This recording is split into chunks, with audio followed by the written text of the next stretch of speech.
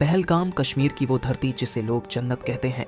ऊंचे पहाड़, बहती हवा और बैसरण का वो मेडो जहां सैकड़ों लोग सिर्फ सुकून ढूंढने आते हैं। लेकिन 22 अप्रैल 2025 को इस जन्नत में वो हुआ जो किसी ने सोचा भी नहीं था। दोपहर 2:30।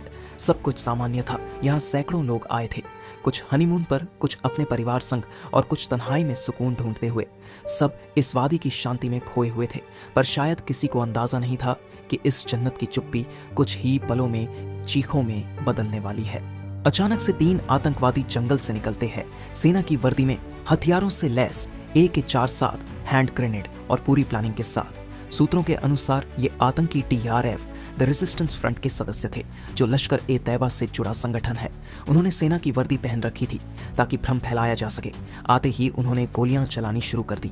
प्रत्यक्षदर्शियों के अनुसार आतंकियों ने कुछ लोगों से उनकी धार्मिक पहचान पूछी और फिर निशाना बनाया।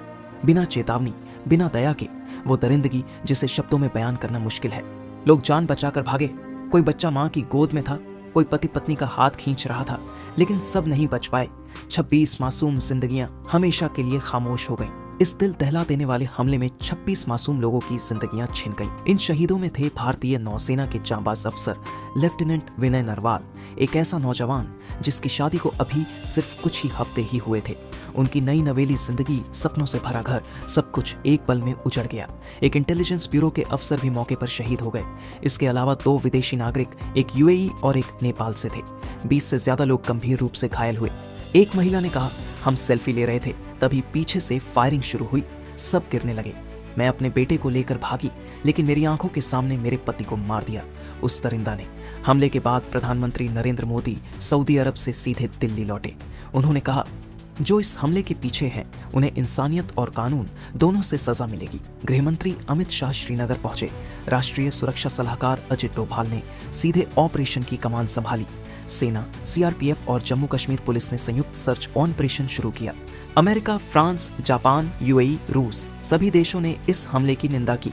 संयुक्त राष्ट्र महासचिव ने कहा, पर्यटकों पर हमला सिर्फ एक देश पर नहीं, पूरी इंसानियत पर हमला है। पहलगाम की सड़कों पर सन्नाटा है। टैक्सी ड्राइवर, होटल मालिक, शॉपकीपर सब सहमे हुए हैं। कई यात्रियों ने अमरनाथ यात्रा की बुकिंग रद्द कर दी है। एक लोकल गाइड ने कहा, ये सिर्फ टूरिज्म का नुकसान नहीं, हमारा हौसला भी टूटा है। हर गोली सिर्फ एक शरीर नहीं गिराती, वो पूरे परिवार को तोड़ देती है। लेकिन भारत न पहले झुका है, न अब झुकेगा। हम अपने पर्यटकों की रक्षा करेंगे, अपने लोगों का साथ देंगे और आतंकवाद को उसकी जड़ों से खत्म करेंगे। ये जन्नत फिर मुस्कुराएगी, क्योंकि आतंक की कोई जमीन नहीं होती। अगर इस घटना ने आपको भी झकझोर दिया है तो इस वीडियो को शेयर कीजिए, ताकि हर कोई जाने आतंकवाद का चेहरा कितना डरावना है और इंसानियत कितनी कीमती।